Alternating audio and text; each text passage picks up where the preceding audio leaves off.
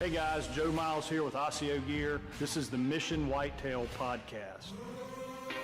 We're going to be doing a deep dive into what it truly takes to kill these mature bucks. We're going to step outside the box and look at the why for gear, tactics, training, and more importantly, the mindset from over 35 years of chasing these magnificent animals all over North America. Thank you for following along and welcome to Mission Whitetail. All right, guys, welcome back. Mission Whitetail, episode 53. This is our first episode of our third year. If you can believe it, that's pretty good. 3 years going now. Got Chad Sylvester with Exodus Trail Cameras on today. Chad, welcome to the podcast. I know you've done a million of these things, so you're very versed in how these things go. Well, I can't promise anything, Joe, but thanks for having me. It's a pleasure to be chatting with you. Yeah, man, absolutely. We appreciate you taking the time. You know, I'd like to do just a little bit of an intro. When I think of Chad Sylvester, I think a deer hunter, entrepreneur, a guy that's very smart, and the owner of Exodus Trail Cameras. Tell us a little more. I mean, you were a college athlete, right? And you know, started this business out of school, or kind of how did you get into all this? Oh man, I was this is 10 years post college when we launched Exodus, actually. 10 years after college. Gotcha. Yeah, 10 years after college. So I went to, as you said, Joe, I went to college to study engineering.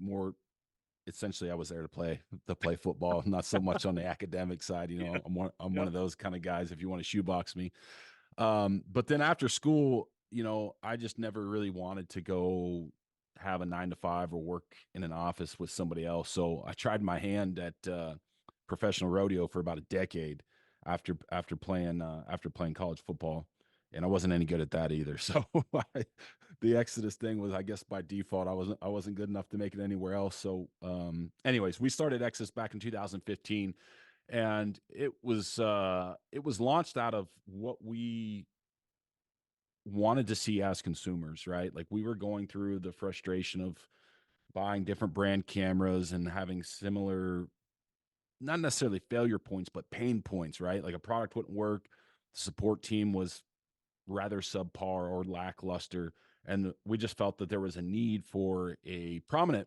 voice and figure in the space to lead an educational approach to actually teach people how to use these things. I mean, we've been using trail cameras even going back pre-digital. My brother was using cameras, and when they were still film.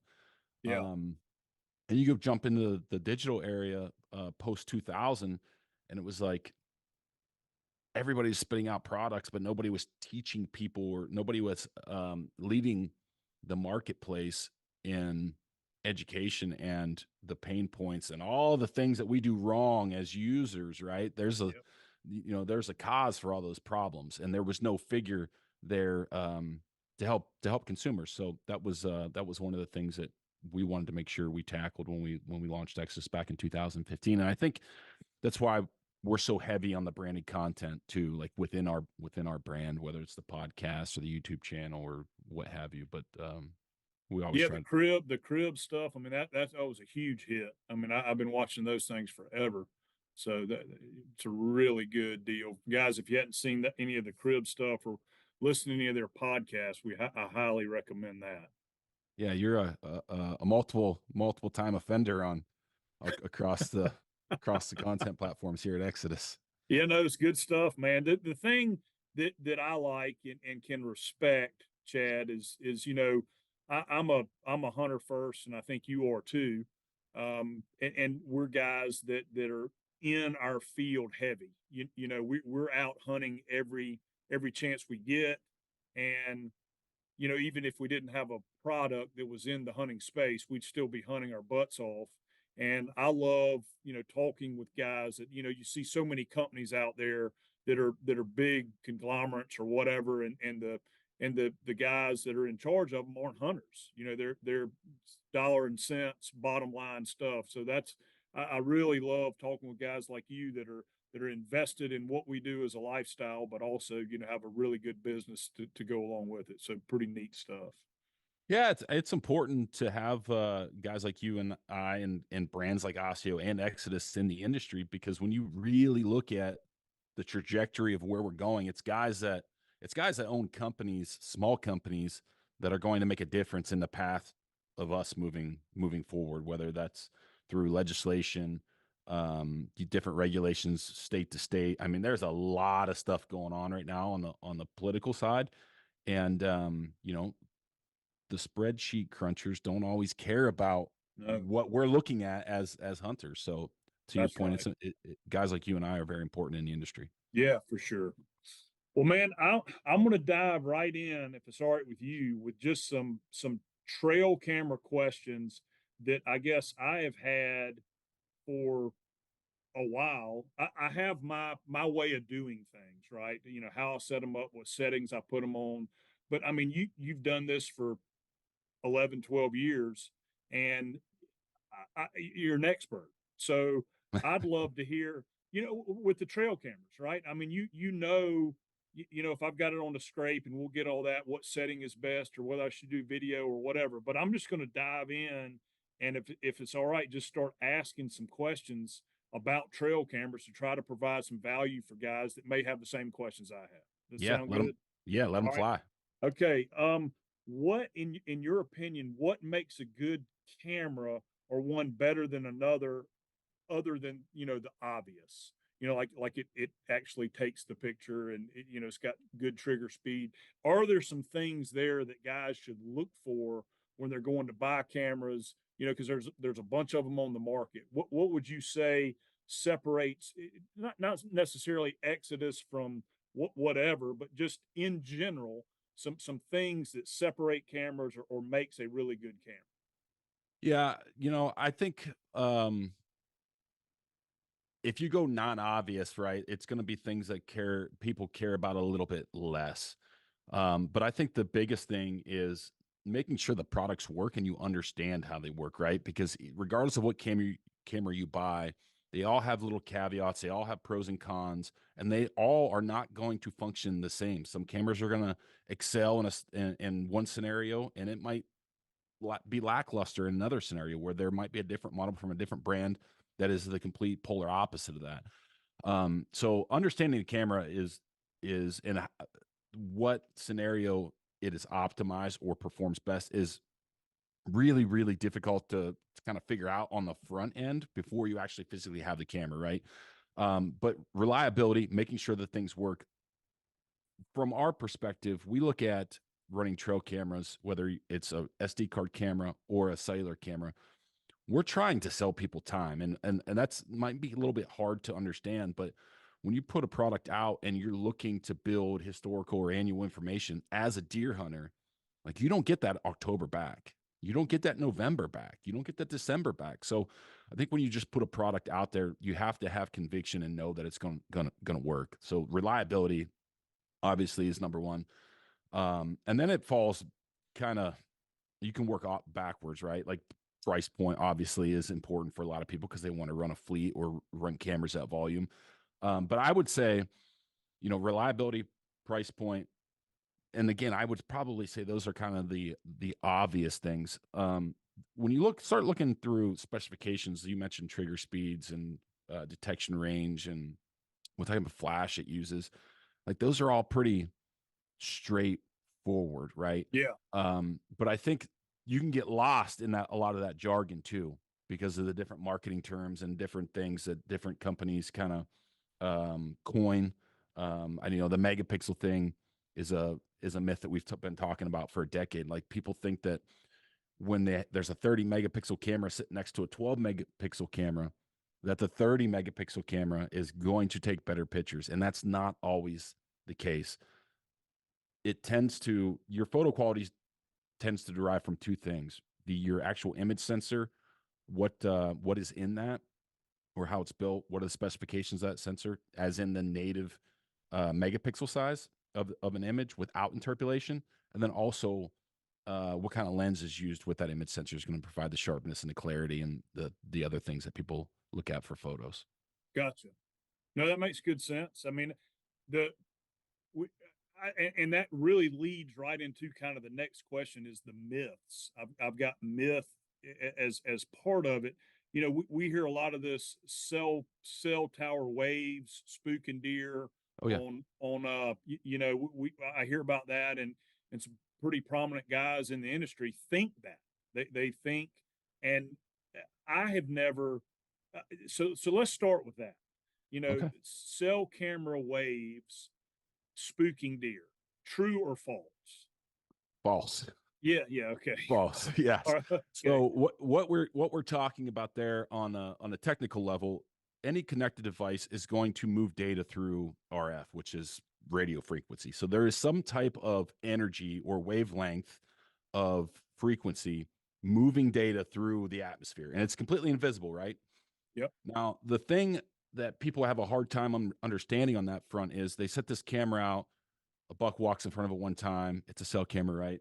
They get their picture, and that deer never walks in front of that camera again, or the buck staring at the camera, like eyes alert, ears up, and they get that scenario that happens, and then it's like, well, it's the product fault. But when you think about how connected devices work, there has to be RF present, and RF is not just used in telecom, right? It's not just cellular wavelengths moving data. It's AM radio, it's FM radio, it's walkie talkies. Like we have all these devices that use RF to push data through the atmosphere. If whitetails were sensitive to that, they would only live in areas that were void of RF. right. Yet, you can drive down the highway and look at a right of way that has a cell phone tower, and there's a bunch of deer out in the field eating every evening. So Yep. it's And there's thousands of waves coming off, yeah, out of there, millions of waves yeah, coming. everywhere. RF is, whether you like it or not, it's apparent everywhere in the world, across the landscape. Like I said, AM radios um, uses RF, FM radio, walkie talkies, your cell phone. So that cell camera being in that environment is not any different than you sitting in a stand with your phone essentially in your pocket. So Right. no technical study, and there never will be a scientific study where people are spending money to disprove or prove that theory. But looking at the obvious, um, I believe 1,000% that is a myth. Yeah, yeah, I do too. I've never, I think the deer either see the camera and it's unusual to them, or they hear something in the camera. You know, they hear maybe a small click. We did some testing a while ago at night. Went out at night and set like 15 cameras up. This was maybe 4 or 5 years ago. Set up, I don't know, 10 or 12 different brands of cameras and walked in front of them at night. And man, you could hear clicking and popping, and some of them it was pretty unbelievable. So I think it's noise. I think they see something that's unusual to them.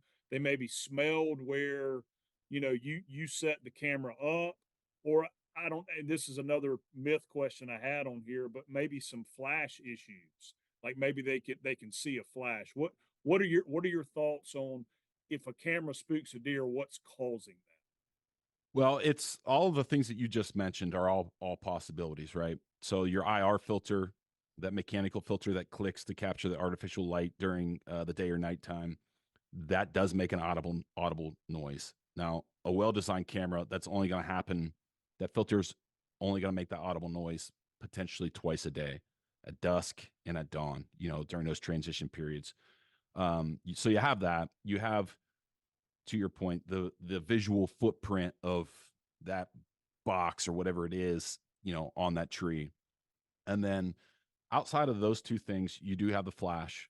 Um, Again, going and looking at, now there's a little more scientific information on this. So if you were to go in and look at the UV spectrum and the wavelengths of light used in these cameras, typically a black flash is using a 940 nanometer camera. That is completely uh, proven to be not visible by mammals. Okay. Okay. So a wavelength at 940 degrees, we can't see it with our human eye. Deer can't see it. Mammals can't see it. Now, when you start to get below or down into that IR spectrum below like 850 nanometers, that's when that light becomes more visible to whitetails.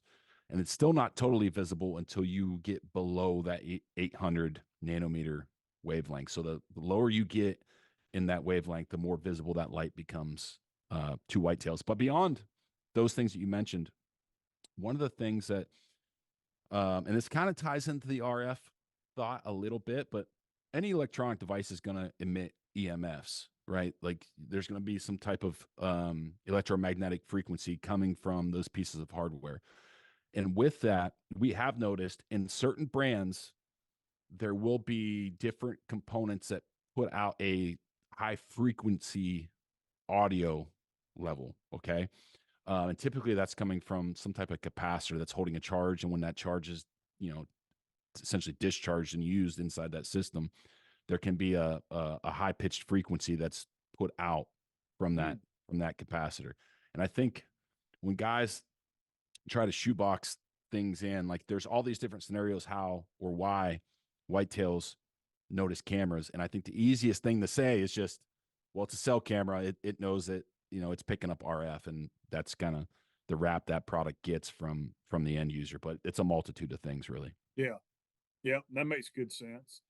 What, okay, speaking of, this is the interesting one that we get, and I didn't have this written down, but when you said the infrared a minute ago, I've had a couple guys, and you may know the answer to this, you may not, that have do the Osseo clothes look gray or white, when you walk in front of a trail camera? Because if they do, that's the same thing that the deer see. Now that's not true. I mean, reptiles see in infrared, but mammals don't see in infrared. So Mm-mm. so it's the infrared that's causing the clothing, the dyes in the clothing to look gray or whitish? Or would you know the answer to that? I don't know the answer to Yeah. that. I know that every material on Earth has some type of UV property materials, whether it's an absorption rate or a reflection rate, or I don't know the scientific terms for that, but regardless of what is in front of the camera, every single material that either reflects light or absorbs light is going to look different. Now, whether Osseo looks different than Kuyu or Sitka, Right. I don't know that. No. No. And again, when people, that's another myth. They think that bear Oh, I see. or whitetail, if they see an infrared, where they don't. No. Mammals do not see an infrared. The reptiles can. But off subject there a little bit. Just we were talking about infrared. All right. So next on the list, do the regular picture cameras, do they really get more pictures than a cell camera? They do. They do. Yes, they So, do. so, so go ahead. And it's dependent on how you have your cell camera set up, right? So I guess the thing to understand inside the trail camera marketplace, I'm going to call it a marketplace, is that every single component that is used to build a trail camera is coming from other industries. Our marketplace isn't big enough for folks to go out and develop a specific piece of hardware or a chipset or an image sensor or a cellular module to use only in a cell camera. The marketplace, there's just not enough money there for people to have a return. So when we look at available hardware that we take from other industries and bring in to make trail cameras, the passive infrared sensor, which is like it's a key component in the detection circuit, right? And that's controlled through voltage signals. And this is going to get kind of technical, and No, that's good. That's I'll try good. to Good. cut this, make it more black and white. But essentially, that PIR sensor working through voltage signals can be disrupted through the radio frequency that is put out by the antenna or that cellular module. So if you were running a camera in real time upload or live mode, or like when your camera's taking a picture, the camera is uploading it essentially right after it's taken. There's a step there where the camera takes a picture, writes it to the SD card, and then the module comes live. And when that module becomes live, that RF is going to block how that PIR sensor works. So essentially, for a cell camera to go side by side with a regular SD card camera and take the same amount of photos, you need to do two things. One is you can run a delayed frequency, so where the camera, or delayed upload interval, where the camera is not uploading as it's taking pictures. So that's one way to combat that. And the other is simply put an RF filter on the backside of that PIR circuit. But again, that piece of hardware doesn't exist. It's not available for us Gotcha. to use. So from an end user, if you can delay those upload frequencies, your efficiency on that detection circuit goes up pretty dramatically. So do you do that with your cameras? I mean, we'll get into settings here in a minute, but do you do that, or you let them go real time? Sometimes I do, sometimes I don't, Joe. I think the most powerful way to use cell cameras is on the back end of historical information. So what I like to do is run cameras in an area for a year, gather historical information, and then the following year, where I think I'm have a deer or an area that I want to hunt, I'm going to put that cell camera in a couple weeks ahead of time, right? So the human intrusion is not that big of a deal. And then I just want to know when that spot's heating up. So I have those dates kind of earmarked from the historical information. There might be a 3 or 4 day window that I want to hunt. I want to have those cameras in there 2 weeks before that 3 or 4 day window. And I'm just waiting for the signal saying, yep, things are starting to heat up. It's go time. So from that scenario, no, I would not run a delayed upload interval. In a brand new area, maybe, and typically I wouldn't do like maybe a 12-hour upload interval. So I give the camera 2 attempts each day to kind of connect, send a status report, check in, and upload Yep. those photos or videos. Okay, that's good. Let's see here. All right, positioning of the camera. How, and I know you've done some YouTube videos and other stuff, so this is one you've talked about before, but for our listeners, how high up do you put the camera on the tree? And is that because the deer don't see it, or you think it's because it gets better pictures there? And then do you put a little stick behind it to angle it down, those the wives tails, if you will? Walk us through like the perfect way to hang the camera or position or height. And I know that varies, but just kind of rule of thumb there. Yeah, we follow this spook proof equation, I guess, is kind of what we kind of coined it back I don't know, 4, 5, 6 years ago. And really we're looking to hang a camera 6 to 8 feet off the ground. So I'm a 6 foot tall guy, so typically it's like kind of eye level or maybe just a touch higher. And I'm doing that to just simply get the camera out of the line of sight of a whitetail. So it's not very far removed off that kind of vision plane, if you will. Yep. But I want it on a tree that's bigger than the camera. So it kind of breaks up that silhouette a little bit. If I can have side cover and split trunk tree, I'm using a tree like that. So essentially, if you think about the way folks are going through their process of hanging a stand, they want back cover, they want front cover, side cover, all of those things. Like it sounds crazy, but those are the steps that we're taking to kind of to place cameras, because one, we don't want them visually to be noticed, right? So like in the scenario of we're setting a camera up in a scrape, we're not setting that camera in the nose or in the face of a deer, coming in to work that licking branch. We're going to be 20, 25, maybe 30 feet away, 6 to 8 feet high, split trunk tree, no strap. Typically we're using paracord. So not that deer are going to notice the strap, but it cuts down on other hunters or folks seeing, that profile 360 on a tree. But those are the Yep. kind of things that we're doing when we're hanging a camera. And we've gotten away from those super elevated sets where you're Mm-hmm. taking a climbing stick in and maybe you're hanging that camera up 12, 10 to 12 feet, because it creates such a void underneath of that camera. So for instance, if you're hanging a camera 10 feet off the ground and you have it angled down on a 45, you just created a 10 foot, on a 1-to-1 ratio, you just created a 10-foot gap underneath of that camera.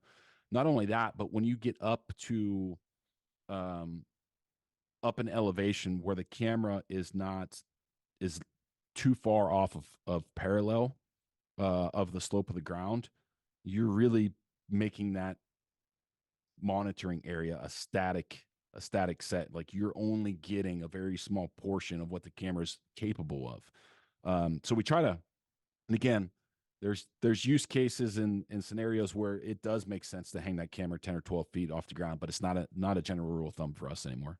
Yep. Now, in a perfect world, if they couldn't see your camera, like if if the camera's spooking them, would you want it 3 or 4 feet or eye level with the deer, or what would be the ideal spot to have it? If you're spooking deer at 6 or 8 feet. No, no, no, no. If let's take it out. Let's say that it was an invisible camera. I mm, mean, just hypothetical. Where would be the ideal height? Would you say yeah, 3.5, 4 feet, like waist three and a? height. Yep, Yep. waist height. Waist height again, with that field of view of the lens and the detection circuit kind of being parallel with the ground. So if you're 3 or 4 feet off the ground at the tree, you would want that. Imagine like a laser coming out from that camera. You'd want to be able to drop a tape measure and know that, at 10 feet, you're 4 feet off the ground. At 20 feet away from the camera, you're 4 feet off the ground, so on and so forth, all the way through that detection area. And that's going to give you the broadest range of detection and efficiency. Three to 4 feet. That would be the ideal. Yep. Okay.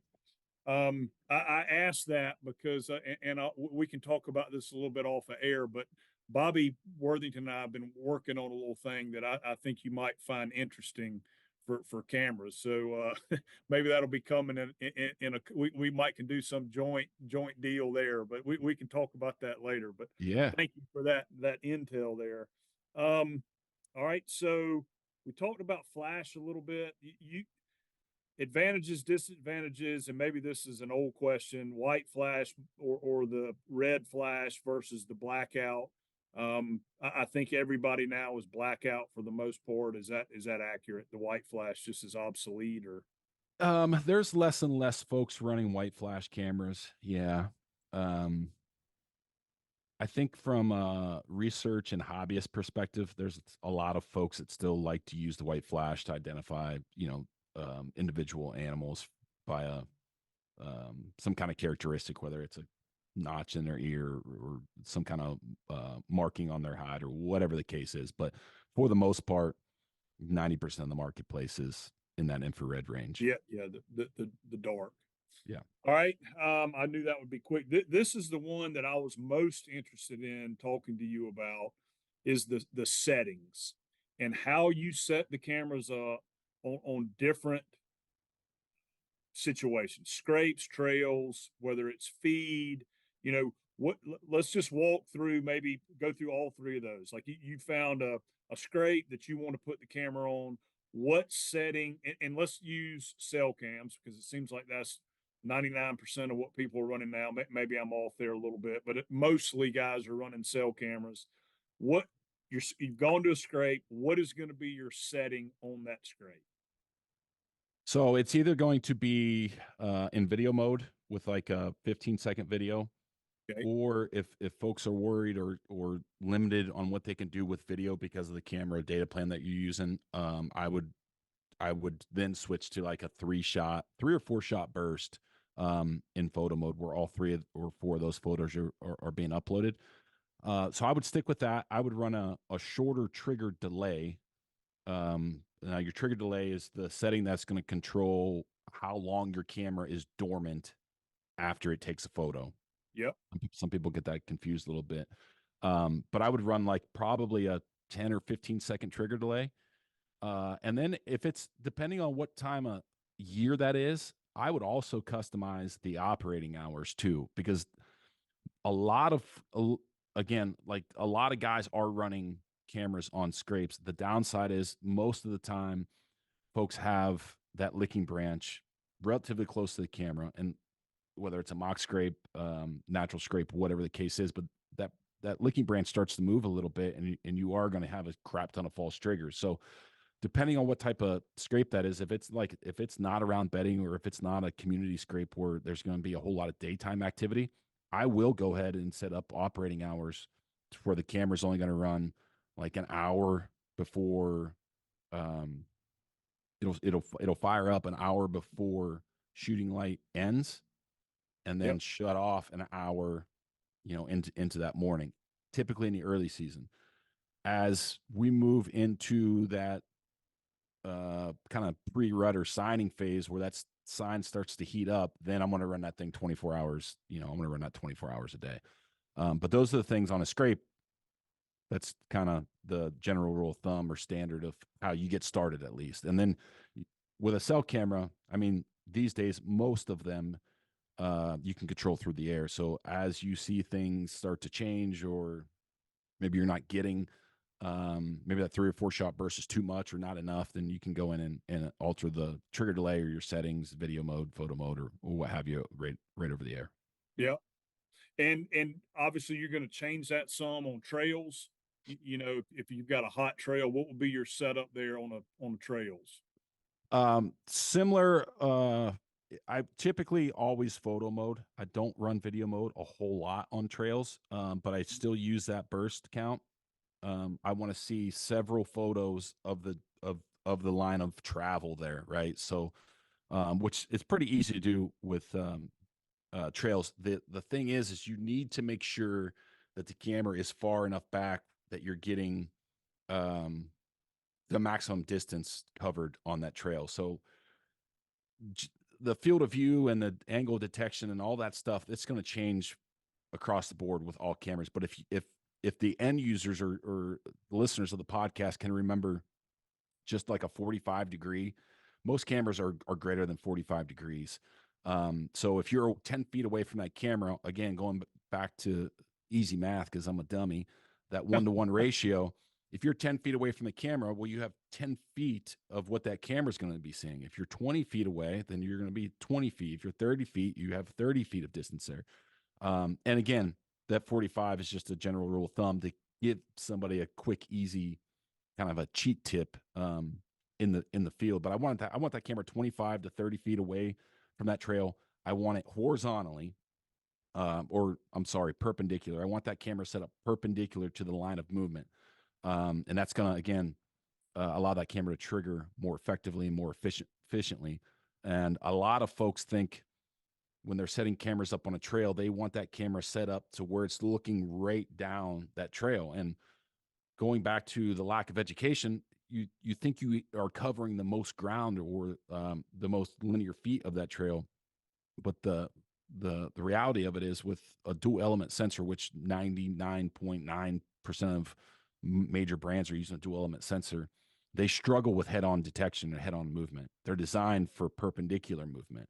Okay. Um, so again, 30 feet, 25, 30, 35 feet off that trail, I'm going to use photo mode in a very high burst, 3 or 4 shot burst, and then I'm going to run a very short trigger delay. Whatever the minimum trigger delay is on that camera, that's what I'm going to run it to. Just in the essence, if it is October, late October, early part of November, I don't want to just have that doe come through, trigger the camera, and then have a 30-second trigger delay and miss the buck that's Missed the buck pushing the behind doe. it. Yeah. Right. So that's interesting. And I'm glad that's educational for me is putting the camera. I don't ever face them straight down the trail, but I will normally quarter them into the trail. But your recommendation is perpendicular. Is that right? Yeah, it's Yep. straight. So it's facing straight at the trail with not going up and down the trail, but across the trail. That's correct. Yep. Okay. And being quartering to or quartering away is still light years better than being completely parallel looking down that trail. Perpendicular is ideal. The closer you can get to 90 degrees, the more efficient the camera is going to be. In some cases, you can't always get 90 degrees to the trail, right? So you can't you kind of have to again give and take with what you're working with. But general rule of thumb, 90 degrees is No, best. that's awesome. So yeah, I got some changing up to do. So that's good intel. Thank you. And I guess last one would be like feed mineral. I mean, maybe that's a automatic. You don't you can get millions of pictures there, and battery life is a concern, and so on. So what do you normally? What have you seen that works the best for feed mineral? Well, I know like again, there's so many folks running cameras on feed and mineral, and I get it, right? Like you're getting that dopamine drip every morning or every night when those photos come in, but it's still hard for me to kind of gather my thoughts around someone using a cell camera where they're going in and adding corn or mineral or feed or whatever. It's like you got to go in and fill the feeder up. Why wouldn't you just use a regular SD card camera? But neither here nor there, I guess. Personally, if I am going to use a cell camera in a scenario like that, it is going to be photo mode. It's only going to be a one shot burst because those animals are going to come back. They're going to spend time there. I'm running longer trigger delays because I don't want 300 pictures of the same doe family group coming in and feeding every single week. So that's how I'm going to start, at least with those feed scenarios. And then if you're a guy that is hunting overbait or is hunting that line of movement, you can shift those settings around based on when you think is the right time to hunt some of that stuff. Yeah. We talked about it a little bit. Um, Video mode, you're really only doing video mode on scrapes. Is that the only time you use video, or? With a cell camera, essentially, yeah. Yeah, And there's guys that will run all video, right? I mean, they'll use video on everything because they want that extra layer of information. Um, kind of again, we've kind of adopted a strategy across the board with most of the guys in the office where we're tying in those cell cameras to previous information from previous years. So we're really just looking for those signals, right?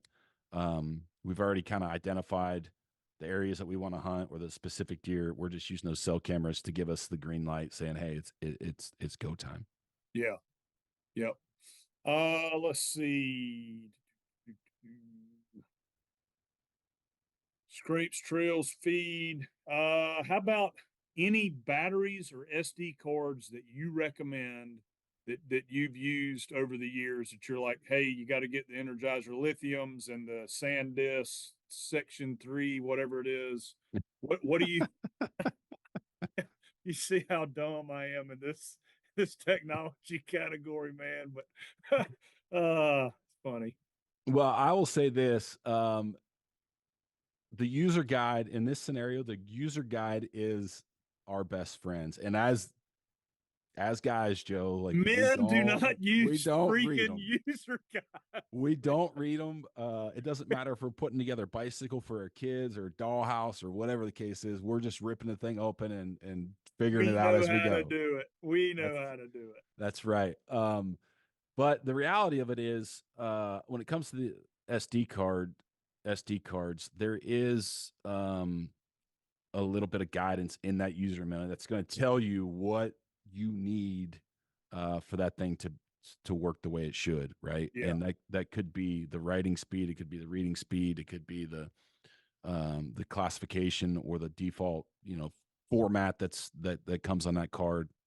So I think just looking at brands, not looking at specifications of SD cards, any of the major brands, SanDisk, PNY, any of the major players, or they're gonna do fine for you. It's all the specifications, the default file allocation tables, the size, the writing speeds, those things that are in the user manual are going to yeah, dictate which style of card you get, not necessarily the brand.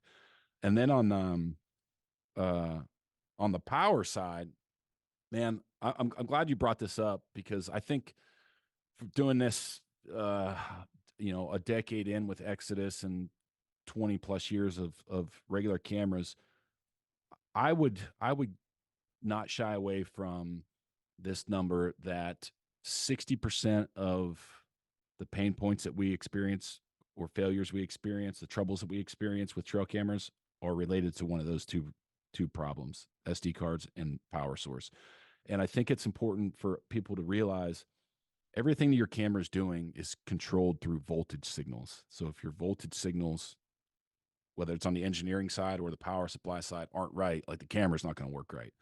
Energizer, when it comes to double A's, Energizer, lithium batteries in general are going to be better than alkalines. And there's multiple reasons for that. One is the discharge rate. They put out a constant voltage. and then they have better cold weather performance. So there's no voltage sag or voltage loss with lithium batteries.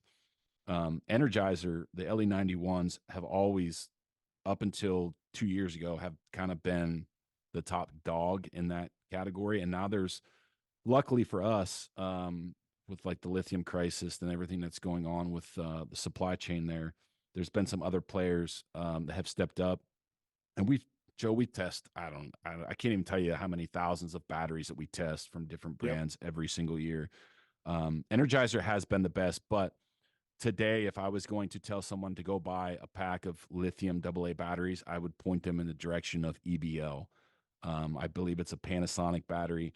Dollar for dollar, it's a better value than the Energizer LE91s. They don't have the capacity, but dollar for dollar, there's not a better value out there than E EBLs. as in Echo, BL as in Beta Lima. Correct. EBL Panasonic. I'm writing this down, Chad. Mm-hmm. Thank you very much. And I believe it's a blue and black battery.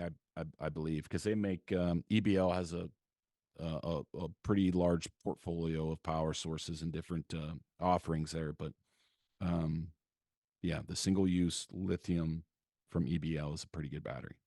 What about battery packs? If you educate yourself and you don't fry your camera, what are you? Because I know, like you just said, voltage is king, and you know you just go plug in some haphazard battery pack and you fry the thing, and then all of a sudden it's your fault, right? That's it. You've never heard that before, have you? I got my bibs too close to a fire. Can you warranty them and patch Right. them up for me? Of course we can. Fire away. Yeah, there's a lot of truth to that. Yeah, you got to be careful on the external power source side. Again, those specifications or protocols are going to be laid out in that user guide. But Yep. when it comes to cell cameras, they're power hungry devices, right? Like, we expect these things to be strapped to a tree and work for 4 to 6 months. In reality of it is, if you had your phone set up on AA's, like, you wouldn't get 24 hours out of them.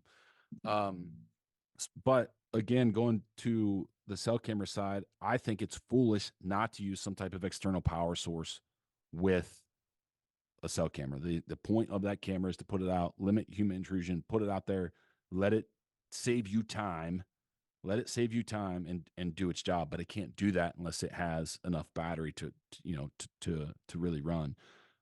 So whether it's a solar panel with some type of battery pack built into it, a sealed lead acid battery, whatever you want to use there is fine. Just make sure that it meets the protocol of whatever camera that you're running. So that's both voltage and current. So you're going to have like a 12-volt battery with X amount of amp hours, and then you want to make sure that it's not going to send too much current to your camera. Yeah, so you don't fry it. Yeah, gotcha. Right. I'm going to circle back a little bit on the video mode, and this may be super obvious, but uploading that and making sure it comes through is does that have you seen that to be a real challenge, or you normally get your 15-second? You do see that as it does At times. Yeah, yeah. at times, there's certain behavior protocols to follow on the module side. Like, that module can only stay active for so long, and the longer those videos, the longer the video length, the longer it takes that module to kind of be connected and upload or download whatever it's doing to the network, right? So you have that, but most of the time it's not a problem until you get into those lower service areas, right? So if you're running a camera on, let's say 2 bars, like, you're already at that threshold of whether or not the camera can connect and communicate. And then the longer it has to stay connected, or I guess the more information it has to push through RF, is the longer it has to stay connected. And that can be a challenge when you're in those low service areas. Yeah. So that is something to watch out. That's good insight, Joe. If you're in a low service area, you might not want to use video mode. Yeah. And again, go ahead. Sorry. that's something that, again, with most cameras, you can change over the air. Like, there's those OTA commands or updates can be done through the app. So even if you start with video mode, maybe on a longer length. Maybe you just decrease the duration of that video to see how those uploads change, um, and kind of go from there. Yeah, and I guess you could even like I normally do the what 8 megabyte pictures or something like that. You could even shrink that down if you're in a low service area. You could, that helps some. It helps Um, some. It does. Most of the compression levels in most cameras are kind of, I'm not going to say they're default because we have a camera that you can change those compression levels lower or higher. But in short, I'm agreeing with you, Joe. The smaller you can make those files, the faster that they can get uploaded, and less issues you're going to have in those areas. Okay, so that can help. Is there, and that leads right into the. You and I have talked a little bit about this before. In those low service areas, are there some things you can do, external antennas, are there things you can do to help when you're in limited service? Yeah, there's two things you can really do, right? One is third party or aftermarket antennas as high gain antennas, and I'm personally a fan of the directional style antennas because you get more performance gain out of the directional than the omnidirectional. The omnidirectional stuff, those antennas kind of look like almost like a half of a pop can, for Yep. lack of better description, and they're going to look for signal 360 degrees, where a directional antenna is going to, there's different styles, like a Yagi antenna is, you're physically going to have to kind of move that around and find the azimuth or direction of where that tower is located to kind of get the performance out of it. Um, the directional antennas are a little more expensive. They are, they're not super easy to set up. Like, they're going to take a little bit of time for one guy. If you're going to be there for 20 minutes trying to, hang the thing in the tree and then start to pivot that antenna. So they are going to take a little bit of time, but when you get them set up, they work far better than the omnidirectional. So that's my take on there. And then outside of the aftermarket or third party booster antennas, if you can mess with those upload intervals in some capacity, that will help too. So when you think of cellular networks, you know, the cell cameras, they're not a they're really not a priority for those carriers, right? And there's the carriers all have a certain bandwidth on those networks, and when they reach like peak usage, so if you think about when people are on their phones or using that network the most, it's typically the same time deer moving, right? So it's in the evening time from 4 to 7, and then probably from like 7 to 10 in Yep. the morning. If you can alter those upload intervals to get out of those times, Ah, um, you'll have more bandwidth available on the network, which can help at times. It can help in those low service areas. that makes real good sense. I never would have even thought of that. So if you don't have the ability to get one of the external antennas, you're in a 1 bar to 2 bar place. If you can shrink the size of the picture, maybe if it gives you that option, if don't put it on video mode because that's not going to be as good, and then have your uploads maybe not at lunch, but maybe it comes at 2 o'clock in the morning or something like that when people aren't using the radio. That all can help you. Yeah, that's That's good correct. intel. That's real good intel. Have you ever been asked that before? Is this a new question for you? Um, I don't think I've ever been asked that before. No. Heck, Yeah, yes. you All got right. one. Yeah, we got one in there. Let's see. Increased service. All right, here's one, and maybe we already covered this, but any reason other than service, like not having service, to use a non-cell camera over a cell camera? What would be a reason? But because I have to say, I probably run, man, the only time I've used in the last probably 2 years a non-cell camera is in a place I had no service. Yep. Tell me some reasons why I might want to use a non-cell camera in a place that I do have service. Well, we look at it from a couple of different perspectives, right? And I touched on the kind of the feed scenario. um, I would tend to use a regular camera in any time where I'm going in to dump corn or fill a feeder or mineral from that sense. Like I'm not going to lower my footprint. Like I got to be in there every couple weeks or month or whatever the case is. I would just as soon run a regular SD card camera in that scenario. Yep. And then also dialing it back, I would tend to tell folks they could still run SD card cameras through the summer. Like there's important information to get through the summer, but in my opinion, it's not as time sensitive as it is in October Mm-hmm. or the first week in November. So when I think about those couple scenarios, those are two scenarios where I would still probably prefer to have a regular SD card camera. Um, and then the last one would be I can't say that I would do this 100% of the time, but if there's an area that is unfamiliar and I kind of have it earmarked on whatever digital map or mapping application I have on my phone, I'd like to have that historical information year over year over year to see kind of those trends revolving around the rut. And if it's an area that, hey, it's out of state or whatever the case is, where I know physically, I know 1,000% I am not going to go in there and hunt. I'll set those regular SD card cameras up, and let them work for the year, and then pull them the following season. The only time I would shy away from that, from in season use, is if there was a chance, big deer shows up, I want to go hunt them. Yeah. If it has that type of feeling, then I would, then I would tend to use a cell camera in that sense. Okay. Cool. All right. Well, that is all of my questions, other than what's new going on with Exodus. What do you guys have coming this fall? Talk us through that, and let us know what's new with you guys. Yeah.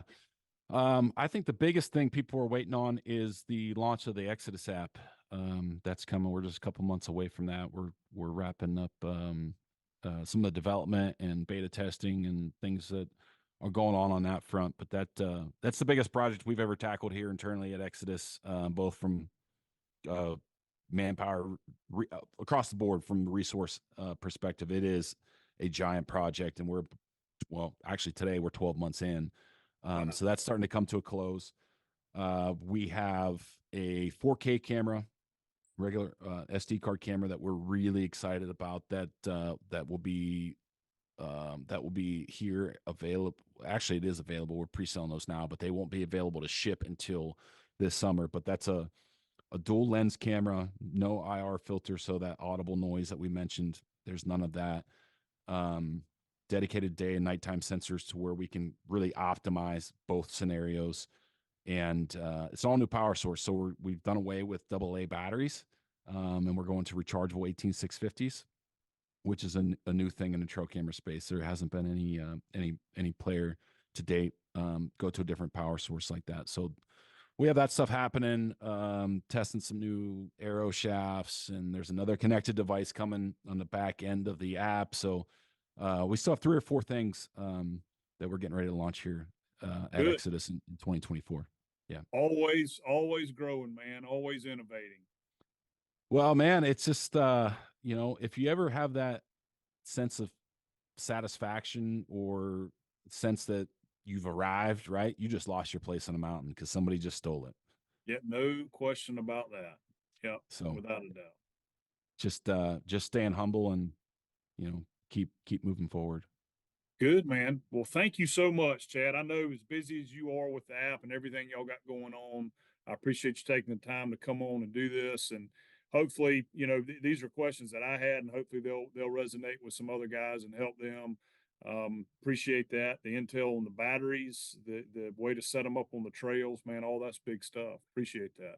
Yeah, not a problem, Joe. I anytime I'm happy to jump on, man. I appreciate you and everything you're doing with Osseo and the way that you present information through the podcast and just everything you touch is class act. We appreciate it. Thanks, man. Appreciate that. All right, buddy. We'll talk with you soon. Okay, we'll see you.